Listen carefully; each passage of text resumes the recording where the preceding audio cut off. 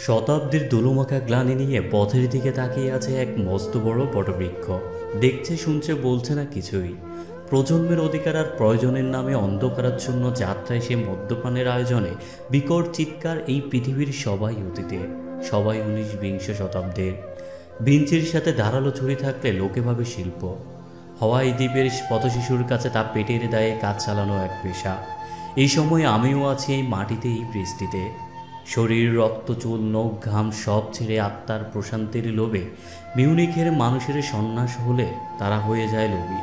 আর অজস্র কালো টাকায় জীবনের অদ্ভুত সব তাড়না মেটানো লোকেরা এই পৃথিবীর ভবিষ্যতের রাজা। সেখানে সবুজ দুর্বা যেন লুটিয়ে পড়ে।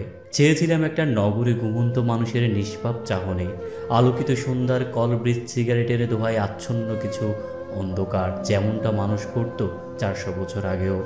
রক্তের ক্যানভাসের সমস্যা হলো লাল রঙের সেখানে অর্থহীন। যেমনটা অর্থহীন আকাশে ক্যানভাসে আকাশ ফুটিয়ে তোলা।